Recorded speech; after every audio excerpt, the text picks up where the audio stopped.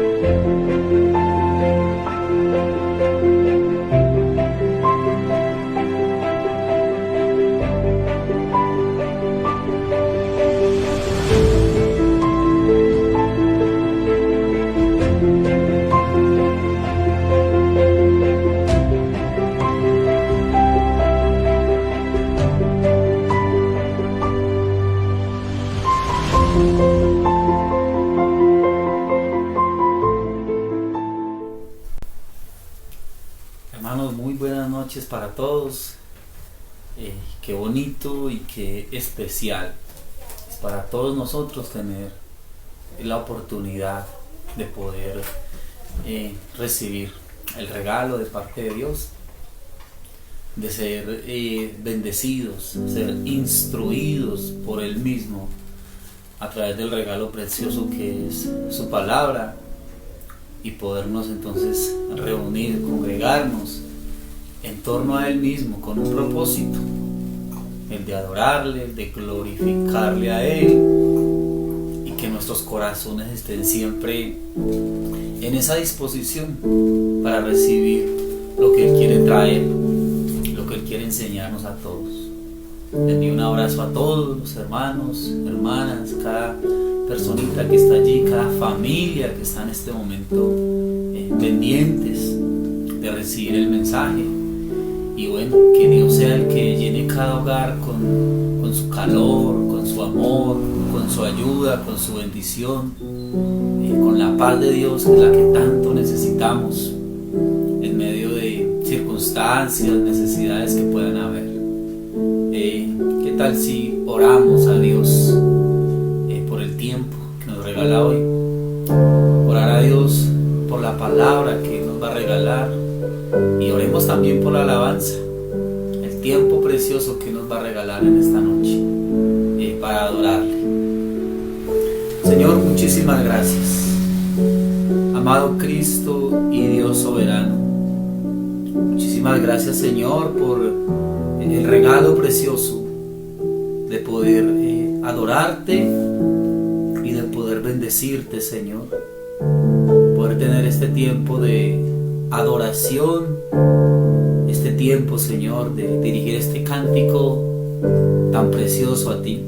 Este cántico en el que recordamos que tú un día dijiste que tú volverías, y lo creemos, Señor. Si tú lo dijiste, entonces tú lo cumples, Dios, y anhelamos, Señor, esa pronta venida tuya. Deseamos, Señor, ese momento en el que tú regresarás por segunda vez y nos llevarás contigo, Señor. Por eso recibe este cántico que es solamente para ti, amado Rey, y que asimismo la palabra que nos vas a regalar en esta noche edifique también nuestras vidas, Señor, y alimente nuestro espíritu. Gracias, Señor Jesús, por ser fiel y verdadero, y gracias porque tú volverás, es lo que has dicho, y así será. Y gracias por tu palabra, Señor Jesús.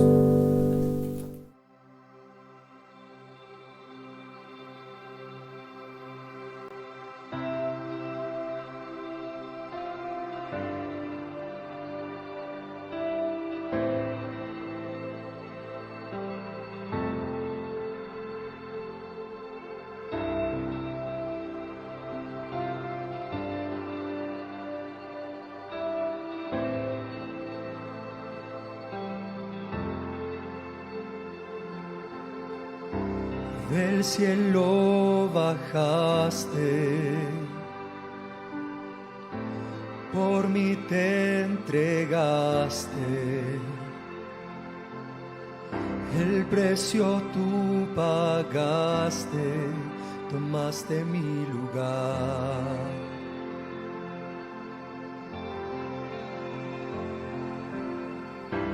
Mi dolor quitaste, mi enfermedad sanaste, mis culpas tú borraste al morir en esa cruz.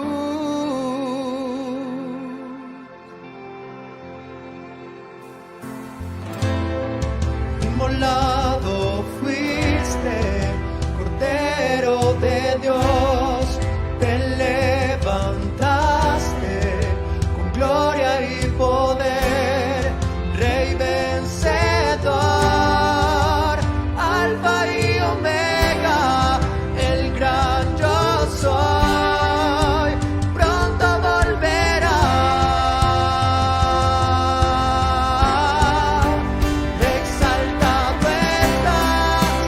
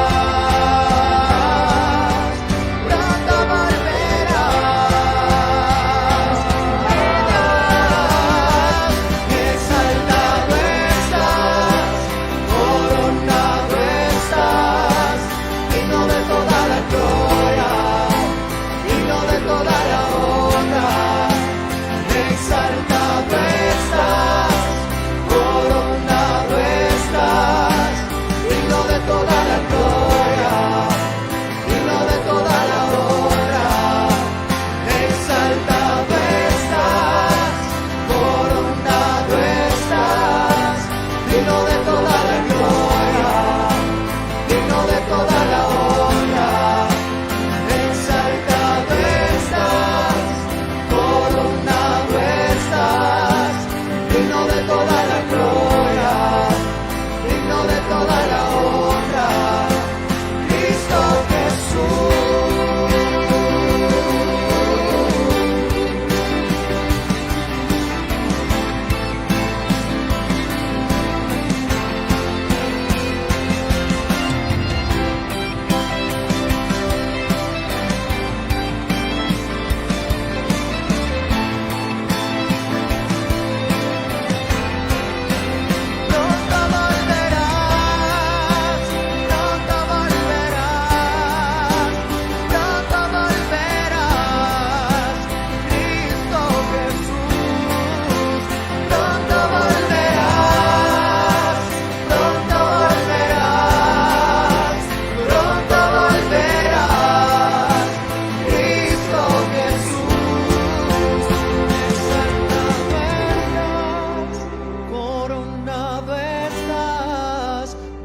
De toda la gloria, digno de toda la honra.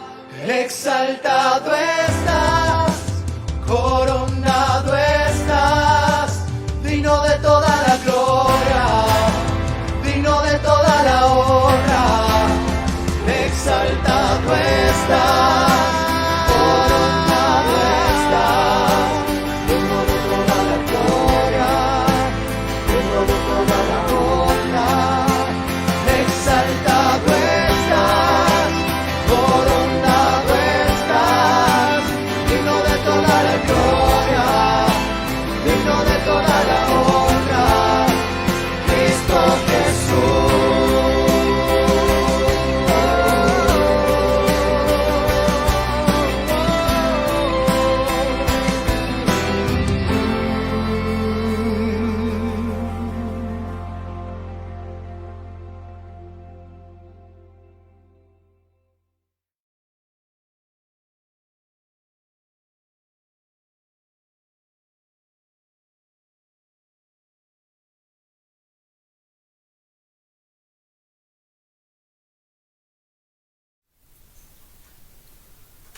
Bueno, hermanos, qué bonito y qué precioso es saber que realmente Él lo ha dicho y Él lo cumplirá. Él lo ha prometido, Él volverá. Y es la promesa que nos hace a nosotros caminar con esa esperanza y esa alegría de saber que pronto estaremos con Él. Entonces, nada, les animo a continuar adelante en medio de las circunstancias y todas estas cosas que a veces no son fáciles, pero nuestra ciudadanía está en los cielos. Bueno, continuando entonces con el tema que Dios me regaló para compartirles acerca de el surgimiento a través de la historia, surgimiento de la iglesia. Es lo que hemos empezado a mirar y pues bueno, esto es como ir desgranando una mazorca. Poco a poco vamos a ir entendiendo cómo a través de la historia Dios mismo fue levantando su pueblo, esa nación que Dios prometió a Abraham, que Él haría de él una nación y que Él le iba a bendecir y le iba a cuidar. Fue lo que empezamos a ver en la clase pasada. Luego como Dios mismo nos dejó ver cómo ese pueblo llegó a estar en Egipto, cómo entraron después en un tiempo de esclavitud, y también cómo Dios levanta a un hombre llamado Moisés para que a través de Moisés ese pueblo fuera sacado entonces de la esclavitud a la libertad, y de esa masa de esclavos Dios entonces constituyera esa nación libre bajo sus decretos, bajo sus leyes, bajo sus estatutos, bajo una constitución dada y determinada directamente por Dios mismo. Y como 3 meses después de ser sacados del desierto, Dios quiere reunirse con su pueblo y hablar a su pueblo. Vimos por qué era necesario 3 meses y no 2 meses o 4 meses, sino como bajo el contexto y la tradición judía esos 3 meses eran algo importante, algo como ilustrativo, ¿sí? Porque lo que iba a suceder allí en el desierto, lo que iba a ocurrir allí en el monte Sinai era que Dios mismo iba a hacer una propuesta a su pueblo. La propuesta de que ese pueblo fuera su amada, fuera su esposa.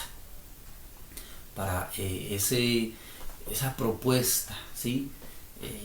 Según el contexto y la tradición judía, mirábamos entonces que se necesitaban unos testigos. Vimos cómo los ángeles actuaron como testigos de parte de Dios, porque fue a través de los ángeles que fue dada la ley a Moisés. Y cómo fue Moisés el que actuó de testigo delante del pueblo. Las palabras que Dios hablaba o quería hablar al pueblo, Dios se las dirigía a Moisés. Moisés se las dijo al pueblo. Luego el pueblo aceptó esa propuesta, se lo dijo a Moisés para que Moisés se lo dijera entonces a Dios. El pueblo entonces entró en ese primer paso, en ese primer escalón para que se diera lo que en la tradición judía se hace en una boda, que era aceptar el pacto, aceptar el kiddushin, ¿sí? O el contrato matrimonial, a través del cual tanto el novio como la novia se apartaban, ¿sí? Se apartaban, se separaban, el uno guardándose para el otro hasta el momento en el que iba a llegar entonces el día en el que se consumaba el matrimonio, pero ambos iban a estar separados, guardándose en santidad, ¿sí? Pero ¿qué sucedió? La nación, el pueblo de Israel, la novia, le fue infiel a su amado, ¿sí? ¿Y qué hicieron? Adoraron el becerro de oro. Mientras Moisés estaba allí recibiendo los mandamientos de la ley de Dios, ellos se hicieron un becerro de oro y lo adoraron. Y dijeron: Israel, estos son tus dioses que te sacaron de Egipto. Cuando Moisés baja, rompe entonces ese contrato, rompe la ley, indignado por lo que el pueblo había hecho.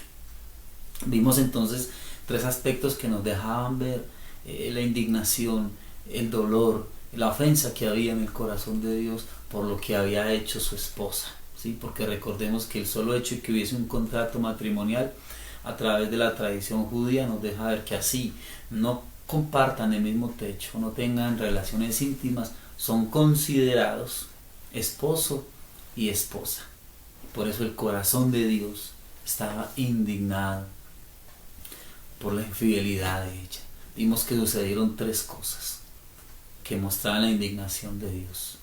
La primera es que Dios le dice a Moisés: tú y tu pueblo que sacaste, y no tú y el pueblo, mi pueblo que yo saqué de la esclavitud. Eso lo leíamos en Éxodo 32:7. Lo otro que ocurrió es que Dios en su indignación consideró destruir a ese pueblo en Éxodo 32 versículos 9 y 10. Y otra cosa que también dejó ver la indignación de Dios es que el tabernáculo que estaba en medio del campamento, en medio del pueblo, ese campamento es sacado, ese campamento es llevado fuera, ese tabernáculo, es llevado fuera del campamento de los judíos. Vuelvo y te repito, Dios deja ver entonces la indignación por la ofensa que Israel ha cometido entonces en contra de Dios mismo. Pero Dios, a pesar de todo esto, decide guardar y proteger a Israel. Guardarlo y protegerlo ¿de qué? Del escarnio público, ¿sí? Entonces,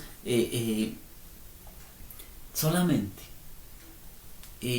hasta el momento en el que viniera la simiente santa, el Mesías, la promesa del libertador, Él vendría para redimir al pueblo, para dar cumplimiento al pacto, ¿sí? Para que ese pacto fuera entonces sellado y firmado. ¿Por qué? Porque aunque Dios le había dicho a Abraham que iba a ser de ellos una nación, Dios lo iba a cumplir, ¿sí? Porque eso no tenía, no estaba condicionado.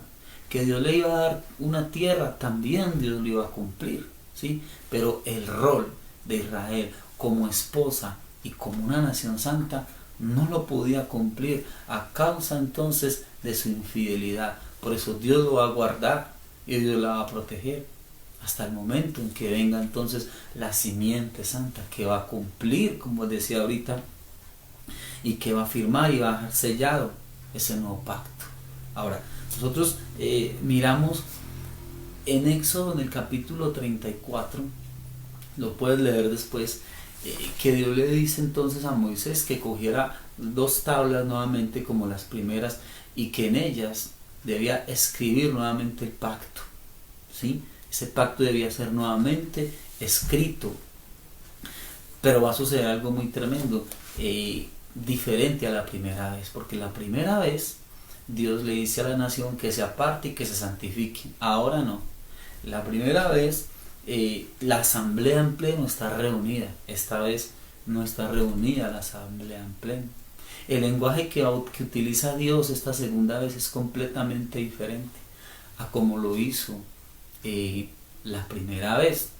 Y lo otro es que aunque el lugar es el mismo, es el desierto en el monte Sinaí, pero pues ahora, en este momento, definitivamente algo va a suceder, y es que el momento, las condiciones son completamente diferentes. Entonces, ¿para qué Dios le deja entonces una ley a ellos si de hecho ya la rompieron? ¿Sí? ¿Cuál es el propósito de dejarle a ellos esa ley? Pues bueno, Dios, que es un Dios de propósitos, lo que va a hacer a través de esto es guardar y protegerlo como una nación hasta el día cuando definitivamente el nuevo pacto sea establecido. Ese primer pacto que va a quedar ahí tiene ciertos estatutos, ciertos mandamientos que van a estar ahí, haciendo de Israel una nación protegida y guardada directamente por Dios mismo, y que le va a permitir de alguna manera como sobrevivir a ese desastre que fue la infidelidad que ellos cometieron delante de Dios, esa infidelidad matrimonial. Mientras tanto, ¿sí? Mientras ese primer pacto va a estar ahí guardándolos, ¿qué va a hacer Dios entonces? Dios va a preparar las condiciones necesarias, ¿ya?, para redimir a su amada de la ofensa que había cometido contra Dios mismo. Dios va a ir preparando todas las condiciones. Entonces, mira que debido al pacto que Dios ha hecho con Abraham, estas leyes y estas ordenanzas lo que hacen es como constituir para Israel un vallado, constituir para Israel como una protección especial. ¿Por qué un vallado? ¿Por qué una protección especial? Porque de lo contrario se va a perder irremisiblemente. Entonces, Dios también, a través de este pacto, a través de la ley, entonces también Dios va a ir preparando de alguna manera el corazón para el día cuando finalmente el nuevo pacto va a ser firmado y va a ser sellado. Pero como te dije hace un momento, ¿sí?, ese nuevo pacto solamente va a poder ser cumplido, firmado y asegurado a través de la simiente santa, a través del Salvador, a través del Redentor. En ese momento ese pacto va a ser asegurado entonces de una vez y para siempre. Pero el corazón de Israel tiene que ser preparado, y de alguna manera, por la promesa hecha a Abraham, ese pueblo tiene que ser entonces guardado para que no se pierda. ¿Cómo es que a través de la ley puede ser guardado el pueblo? Pues sencillo, porque esto nos tiene a nosotros que llevar a mirar a la ley de una manera diferente, como hasta ahora muchas personas la ven, entendiendo que la ley no le fue dada a Israel para salvación, porque imposible salvarse cumpliendo la ley. De hecho, ya la habían violado, de hecho, ya la habían incumplido, ya habían sido infieles a su amado. Entonces, no les dado para salvación, sino para protección a la nación de Israel. Ahora, ¿cómo? ¿O por qué? ¿O hasta cuándo? Pues hasta que llegue el momento en que pueda ser redimida. De manera que si nosotros decimos, es que la ley ya no aplica, es que la ley fue abolida, es que la ley ya ha sido quitada, pues entonces creo que eso constituiría un daño aún pues mucho más grave, al no entender que el propósito de la ley es guardar y es proteger. ¿Cómo? Mira que la palabra misma dice, pero yo no conocía la codicia, si la ley no dijere, no codiciarás. ¿Qué está haciendo la ley ahí? Enseñando, ¿sí? Y al enseñar está guardando, está protegiendo, porque está dejando ver el carácter de Dios, está dejando ver la santidad de Dios, está dejando ver las demandas de Dios. Entonces, al poder ver esos aspectos del carácter de Dios, eso hace entonces que el corazón de Israel quiera guardarse de aquellas cosas, ¿sí?, que atentan contra la santidad de Dios. Y de esta manera, no ir entonces, si no estuviese ahí la ley, entonces estarían alejándose cada vez más y más de Dios. Entonces, Dios les deja ahí la ley, para que puedan entonces comprender y entender el carácter y la santidad de Dios. Mira, te voy a poner un ejemplo. Es bien cierto que el nacer en un hogar cristiano, eso no salva a nadie, eso no le asegura la salvación a nadie, pero sucede algo, y es que la educación que se da a un joven o a una jovencita que nace en un hogar cristiano, esa educación que hace, le guarda, le protege moralmente, le puede proteger emocionalmente y le puede proteger hasta físicamente, hasta el momento en que ese joven o esa jovencita tiene un encuentro personal con Dios y Dios les ha revelado y toma entonces la decisión. Ahora, el hecho entonces de que la educación cristiana o el nacer en un hogar cristiano no le garantice la salvación a nadie, no quiere decir entonces que sea algo obsoleto, no quiere decir entonces que esa educación cristiana sea algo inservible, todo lo contrario. ¿Por qué? Porque como lo decíamos ahorita, lo que hace es crear un muro, un vallado de protección hasta el momento en el que el Espíritu Santo viene y revela entonces al Salvador, al Mesías. Y mira que es algo bien bonito, porque si nosotros quitamos entonces, hablando nuevamente, ¿sí?, volviendo a aterrizar nuevamente en la ley, si la quitáramos y dijéramos que es innecesaria, eso es como, por decirlo de alguna manera, como quitar la piel necesaria para mantener como la protección mínima y necesaria para el pueblo. Porque miremos que así mismo, como de la misma manera, cuando un muchacho nace en un hogar cristiano y ha disfrutado como de ese momento maravilloso de su conversión, pues entonces la educación que recibió en su hogar no es abolida y no es quitada, ¿cierto? No, sino que esa educación es la que empieza como a hacer para él en su vida como aquello que le va a dar la oportunidad de madurar, aquello que le da la oportunidad de crecer, ese crecimiento espiritual. Entonces, una vez venido el Mesías, tampoco es desechada entonces la ley de Dios, sino que se convierte en un instrumento precioso y maravilloso de educación, de enseñanza, en un instrumento maravilloso y precioso a través de lo cual a través del cual, digamos que ese desarrollo espiritual va haciendo que se vaya cumpliendo en nosotros los propósitos de Dios para su pueblo, para su amada. Algo muy bonito está en Gálatas capítulo 3, versículo 19 al 20. Pues realmente voy a leer algunos apartes en otra versión, no en la Reina Valera, sino en la Nueva Traducción Viviente. Dice, entonces, ¿para qué se entregó la ley? Fue añadida a la promesa, ¿sí? Está hablando de la promesa hecha a Abraham. Fue añadida a la promesa para mostrarle a la gente sus pecados, ¿sí es lo bonito? Pero la intención era que la ley durara solo hasta la llegada del Hijo prometido. Por medio de ángeles Dios entregó su ley a Moisés, quien hizo de mediador entre Dios y el pueblo.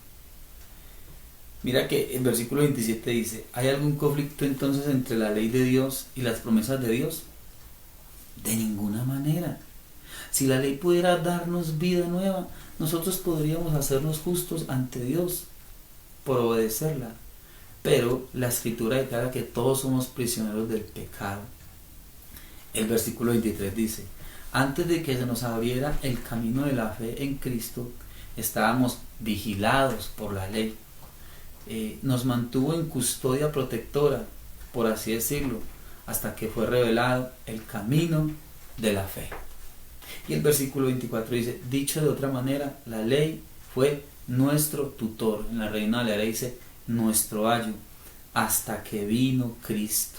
Dice, nos protegió, ¿sí es? Hasta que se nos declarara justos ante Dios por medio de la fe. Entonces, mira algo aquí bien especial, y es que el apóstol Pablo utiliza aquí la figura del tutor, ¿ya? ¿Y cuál era una de las funciones de ese tutor? Pues no solamente era guardar como ese libro de texto que el niño llevaba a la escuela, sino también guardar a ese niño, ¿sí? Hasta que fuera entregado sano y salvo a su maestro o a su rabino. ¿Qué hacía el rabino? Le enseñaba entonces apropiadamente la ley, no para que la ley lo guardase, ¿sí? Porque ahora le está siendo guardado por su maestro, sino que le enseña la ley para guiarlo y conducirlo a través del conocimiento del Señor. Eso es lo que hacía, ¿sí? Mostrarle entonces al niño ese camino a través de la ley. Ahora, esto paralelamente hablando, una vez venido el maestro o una vez venido el Mesías, ¿qué sucede? Ya no estamos bajo ayo, es decir, ya no estamos bajo la protección, ¿sí? No estoy diciendo que ya no estemos bajo la ley, sino ya el pueblo no está bajo la protección de la ley, porque venido el maestro, ¿quién guarda y quién cuida? El maestro mismo es el que nos guarda y es el que nos cuida, y a la vez, ¿qué hace con la ley? Nos da la interpretación correcta, nos enseña entonces a entenderla, nos enseña entonces a aplicarla de la manera indicada. Por eso es que es importante entender, y vuelvo y te lo digo, que decir nosotros que la ley tiene que ser ya quitada, que la ley fue entonces abolida, que la ley ya no aplica, hermano, eso es como un suicidio, por decirlo de alguna manera, porque antes que Israel guardara la Torá o la ley, ¿sí? La ley ya estaba guardando a Israel. La ley, como ese contrato matrimonial, ya lo estaba guardando. Eso es bien especial poderlo entender. Lo que pasa es que ha sucedido algo con todo este asunto de la ley, el asunto de el Antiguo Testamento, el asunto de todo lo que se hacía y lo que sucedía allí en el tabernáculo y todo lo que se ofrecía. ¿Y qué es lo que ocurre? ha ocurrido algo y es lo que, por poner un ejemplo, ¿sí? Es lo que ocurre como en las catástrofes aéreas, y es que un pequeño error en un avión como que desencadena otro error más, y ese error desencadena otro, hasta que finalmente lo que se produce es un desastre completo, ¿sí? ¿Qué sucede?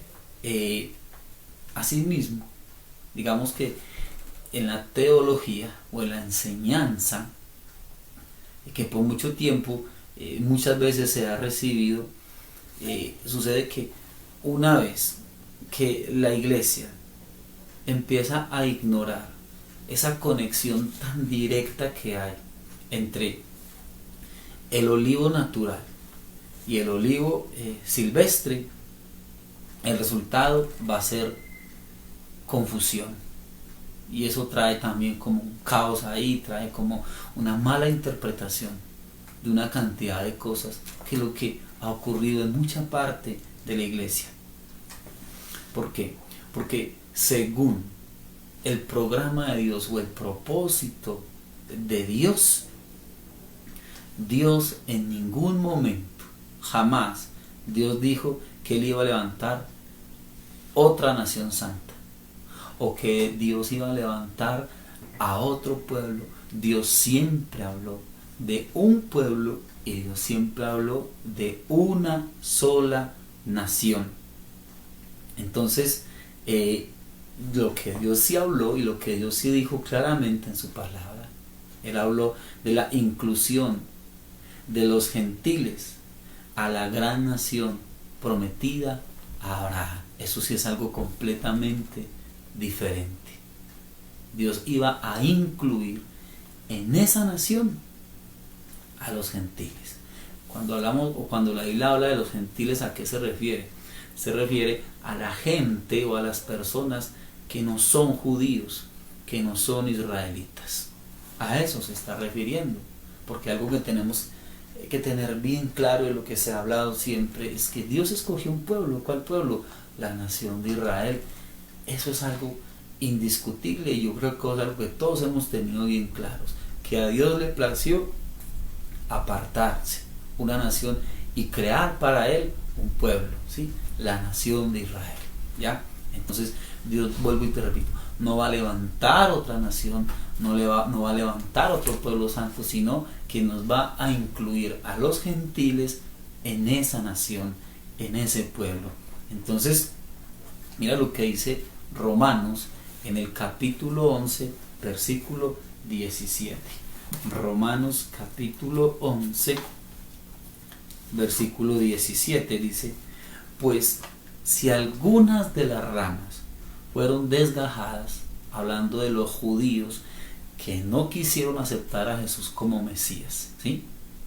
Que no lo han aceptado hasta ahora, pues si algunas de las ramas fueron desgajadas, y tú, siendo olivo silvestre, has sido injertado en lugar de ellas, y he sido hecho partícipe de la raíz y de la rica savia del olivo. Entonces, mira esta analogía tan bonita, ¿sí? Como Romanos toma este principio para establecer esa analogía entre dos olivos. El olivo natural, ¿sí? Que es la nación de Israel, y el olivo silvestre, que se está refiriendo entonces a los gentiles, que te expliqué ahorita quiénes son los gentiles. Entonces, la salvación de los gentiles desde ningún punto de vista está ahí implicando que Israel tenga que ser excluido, para nada, ¿sí? Al contrario, la salvación a los gentiles es dada por medio del Mesías, no en una forma sustitutiva, ¿sí?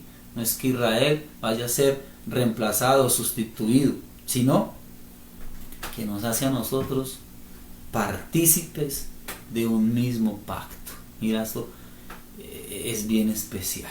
Nos hace a nosotros partícipes de ese pacto. nos hace a nosotros partícipes de una misma promesa, nos hace a nosotros partícipes de una misma herencia. ¿Qué quiere decir esto? Que somos nosotros, ¿sí?, como pueblo no judío, los que somos entonces injertados, los que somos entonces adheridos, nosotros.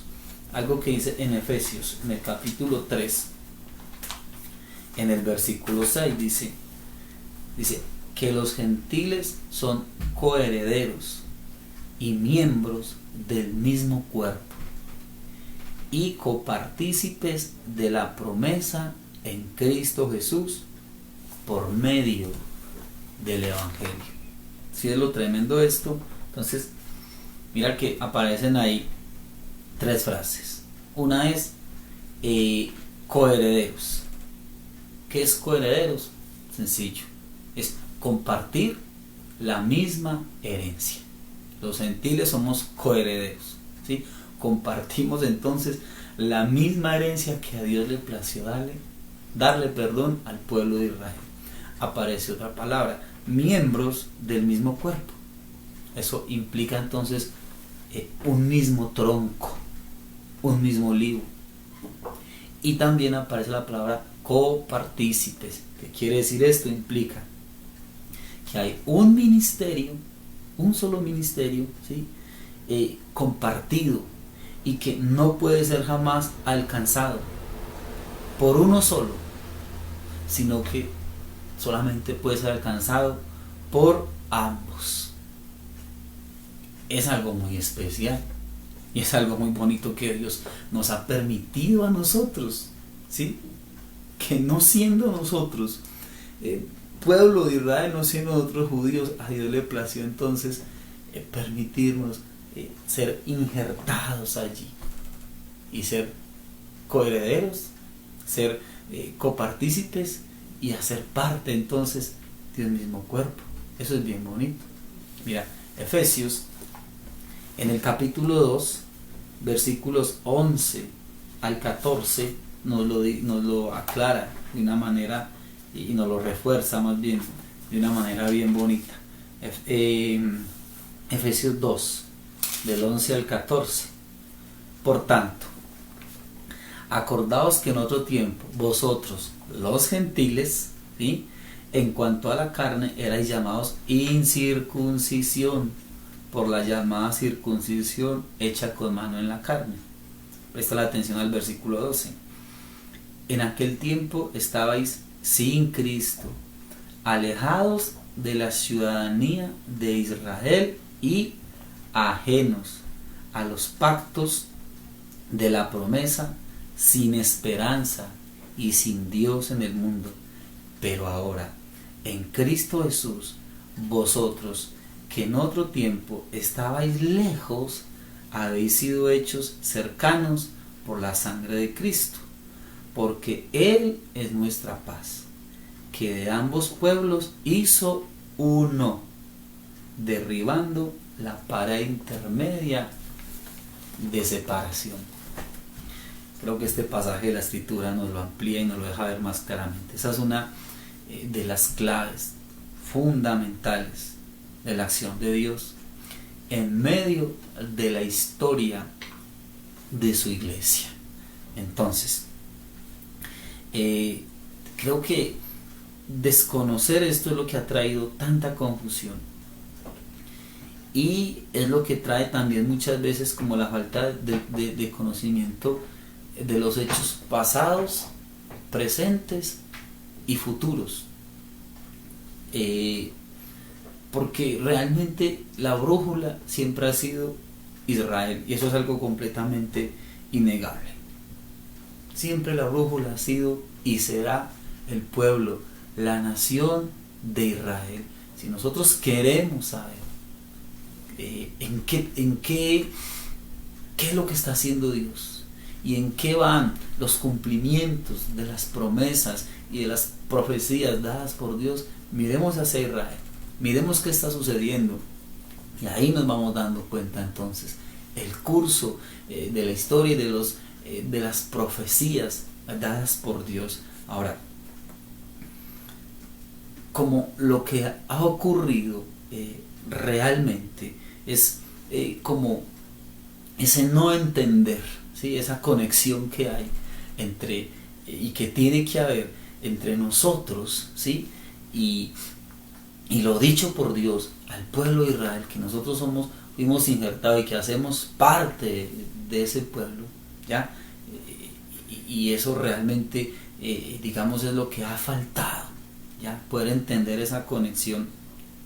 Entonces, esa desconexión que ha habido, y es una realidad, es lo que ha venido privando a la iglesia de un entendimiento adecuado de la ley, de un entendimiento adecuado de Israel, de un entendimiento adecuado del Mesías, de Jesús mismo.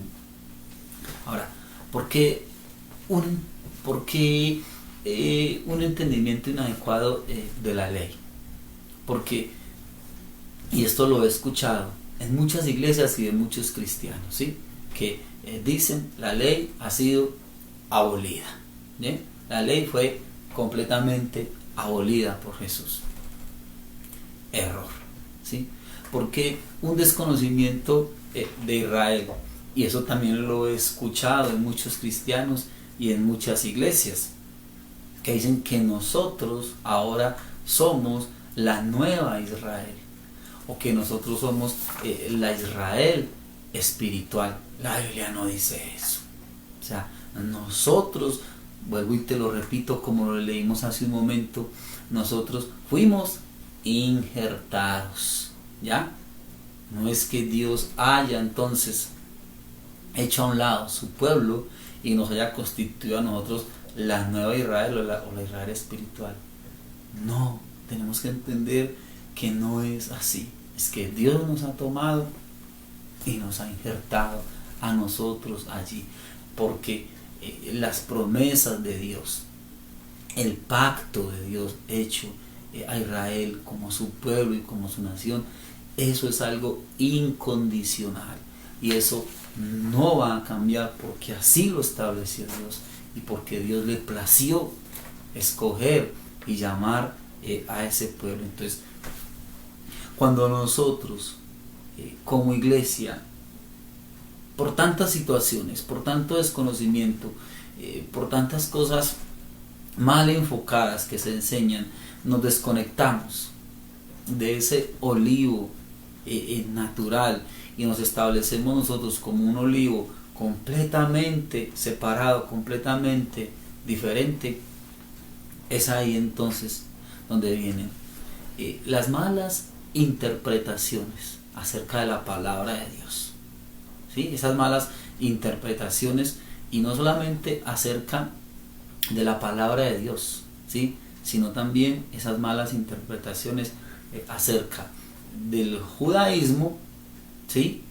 A veces escucha uno cosas muy tristes, que el mismo pueblo cristiano habla en contra del pueblo de Israel, y también se tiene como un desenfoque, una mala interpretación del mismo Jesús. Se pierden como muchas perspectivas, ¿ya? ¿Por qué? ¿Sí? Porque es que digamos que esto es precisamente lo que uno ve que ha venido entonces ocurriendo al extremo, ¿sí? De que Jesús, ese Jesús hebreo, ¿sí? Porque es algo indiscutible. Jesús fue un hombre hebreo, fue un hombre judío. Entonces ese Jesús hebreo ha sido como arrancado, ¿sí? Como trasplantado de ese contexto judío para ser presentado muchas veces. Y eso también es algo que se escucha mucho, ¿sí? Es presentado muchas veces Jesús como un Jesús que está en contra de la ley, en contra de las prácticas, en contra del Antiguo Testamento. Un Jesús que declara la ley inoperante y completamente abolida. Entonces, Por eso no es de extrañarse y no es raro entonces que ese Jesús que muchas veces nosotros presentamos, que parece más un Jesús romano u oriental, es ese Jesús el que nosotros presentamos de esa manera, al que los judíos entonces rechazan, porque sencillamente ese Jesús ya no sería un hombre bajo un contexto judío como lo fue Jesús. Mira que es por esto que la manera muchas veces más fácil de nosotros poder entender muchas de las parábolas y de los escritos en la palabra de Dios, la manera muchas veces más fácil de entenderla es yendo a las tradiciones judías, ¿sí? Porque yendo a las tradiciones judías es donde podemos entonces comprender muchas de las cosas que ocurrían allí bajo ese contexto. Entonces creo que nosotros como cristianos tenemos que llegar al punto de conocer no solamente al Jesús que nos enseña la teología, ¿ya? Sino que debemos también conocer al Jesús histórico, ese Jesús que existe dentro de un pueblo, que es el pueblo de Israel, ese Jesús que existe dentro de un libro, ¿sí?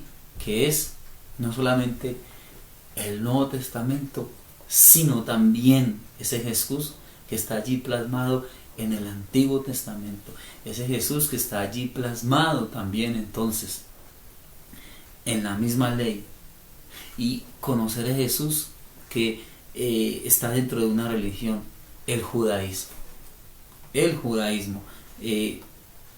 Porque algo, y te repito, ¿sí?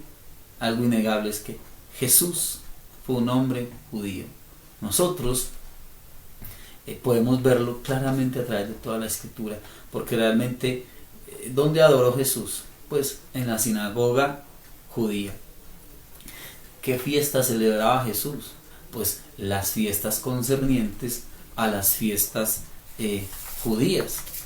Ahora, dentro de su alimentación y sus costumbres, en la alimentación, pues todo lo que mandaba entonces la ley judía. ¿Dónde ofreció Jesús sus oraciones? Pues en el templo de Jerusalén, como lo hacía cualquier judío, ¿ya? Jesús no se presenta en la escritura como ese hombre que le dijo a sus discípulos: bueno, muchachos, entonces pongámonos bien diligentes y vamos entonces a buscar un local para que nos reunamos 2 veces a la semana. Vamos a tener entonces reunión de negocios, vamos a tener entonces reunión de mujeres, reunión de parejas, los viernes vamos a tener entonces noche de sanidad y milagros, y los sábados vamos a hacer entonces algo profético, ¿sí? No, ese no fue el contexto. Ahora, no es que esté en desacuerdo con que nos reunamos, nos congreguemos, no. Es solamente que se han ido introduciendo una cantidad de cosas que en el contexto judío y en lo que el Señor nos enseña, pues no eran así.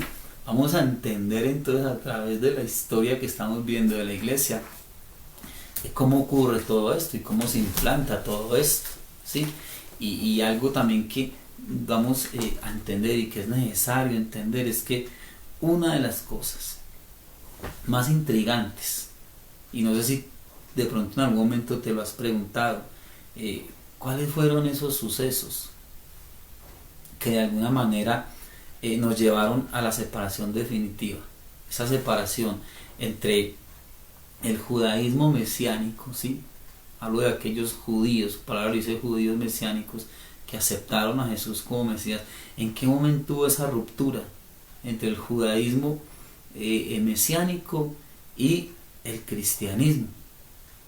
¿Cómo explicar que el cristianismo, ¿sí?, que nació en esa cuna judía, cómo poder explicar entonces que se hayan separado tanto, que hoy en día, ¿sí?, el judaísmo mesiánico y el cristianismo parecieran 2 cosas completamente diferentes la una de la otra? ¿Qué pasó? ¿Qué sucedió? ¿Qué cosas fueron las que trajeron esa ruptura y qué cosas fueron las que trajeron un mal entendimiento y una mala interpretación de tantas cosas bonitas y maravillosas que Jesús no vino a abolir, sino que vino a aclarar, a enseñar? Pero ¿en qué momento hubo entonces esa separación que nos distancia tanto, que habiendo nosotros sido injertados ahí en el olivo natural, ¿sí?, ahora pareciéramos tan distantes, tan diferentes los unos de los otros, hablando pues tan diferentes el judaísmo mesiánico a nosotros como cristianos? ¿Qué sucedió? Bueno, eso lo vamos a seguir desarrollando entonces a medida que vamos a ir avanzando. El panorama se va haciendo un poco más claro y Dios mismo nos va a ir entonces mostrando ese camino a través del cual Él ha ido llevando la iglesia y la seguirá llevando hasta el punto y hasta el momento y las circunstancias que Dios mismo tiene preparadas y que Dios quiere entonces para su iglesia, para que todo vuelva entonces a ser como Dios lo ha querido y como Dios lo ha establecido. Él lo ha hecho y Él entonces lo seguirá haciendo. Entonces en la próxima continuaremos digamos como desenredando todo esto, ¿sí? Vamos a orar y le damos gracias a Dios. Señor, te adoramos a ti, te damos gracias por este tiempo, Dios, y te pedimos, Señor, para que tú mismo a través de tu Espíritu seas el que traigas la claridad que necesitamos y poder entonces ir comprendiendo poco a poco el curso de la historia, Señor, y poder ir viendo, Señor, las cosas que tú mismo has ido haciendo en tu pueblo, en tus escogidos, Dios. Poder ir viendo, Señor, como tantas cosas que quizás han querido tergiversar y han querido de alguna manera, Señor, como desenfocar a tu iglesia. Aún tú, Dios, has querido siempre tomar el control y enfocarnos, Dios, en el deseo tuyo. Síguenos enseñando, Padre. Síguenos guiando, Señor. Síguenos dirigiendo, amado Rey, y que podamos comprender, Señor, la historia tuya, Señor, la historia de tu iglesia. Muchas gracias, Padre, por ser bueno y maravilloso.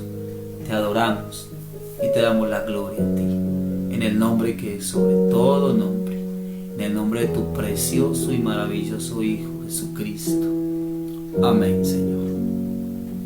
Bueno, hermanos, entonces un abrazo para todos, mil bendiciones, y que Dios sea llenando sus vidas, sus hogares, y que Dios sea el que cada día añada cosas bien bonitas y bien maravillosas en cada uno de ustedes. Que Dios les continúe bendiciendo.